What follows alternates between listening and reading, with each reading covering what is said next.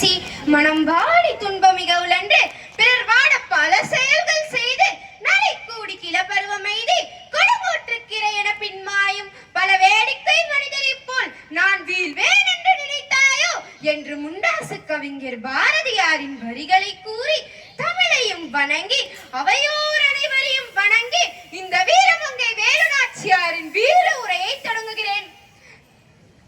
என் மண்ணை கைப்பற்ற வருவோரே, இது சாதாரண நிலம் அல்ல, இது வீரத்தின் வாசம் வீசும் சிவகங்கை.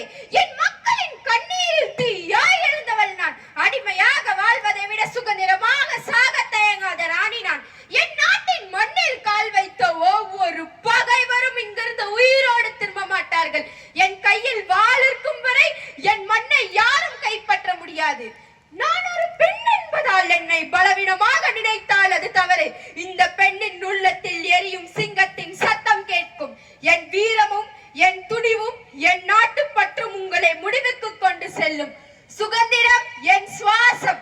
அதை கவர முயன்றால் என் கோபம் உங்களை சாம்பலாக்கும். சிவகங்கை சீமையின் வீர தமிழச்சி நான். எங்கள் நாட்டின் மீது போட வந்த அந்நியனே, வீரத்திற்கு பெயர் போன நாங்கள் எங்கள் நாட்டை ஆளவிட மாட்டோம். என் பெற்றோர்கள் கற்பித்த வீர கலைகள் வீண் போகவில்லையடா.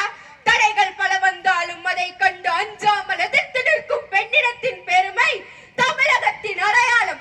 எட்டிவிடும் தூரத்தில் வெற்றியும் இல்லை, அதை விட்டுவிடும் எண்ணத்தில் நானும் இல்லை. வெள்ளேனே, உங்கள் பீரங்கிகளை என் வாள் கொண்ட கரங்களால் நிலைகுலை வைப்பேன்.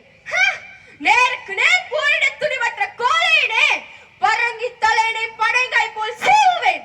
இந்திய தேசத்தை உயிருக்கு உயிராய் நேசிக்கும் போர் வீரர்களுடன் சிவகங்கை சீமையை விரைவில் மீட்டெடுப்பேன்.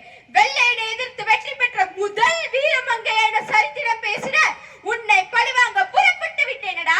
வீரர்களே, புறப்படுங்கள் வெற்றியை நோக்கி. வெற்றி நமதே.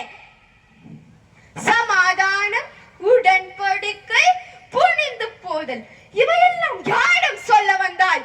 துள்ளி எழுந்து வாளை சுழற்றுகின்றானே வீர சிறுவன் சேதுபதி.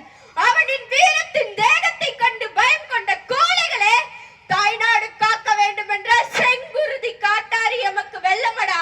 நான் தோளோடு தோள் நின்று வாளை சுழற்றினால் இந்த வையகமே நடுங்குமடா.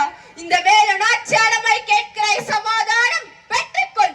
உன் கூட்டாளிகளின் துப்பாக்கி தோட்டாக்கள் வெடித்து கிளம்பும் முன்னே என் வேகம் மிகுந்த வீரமா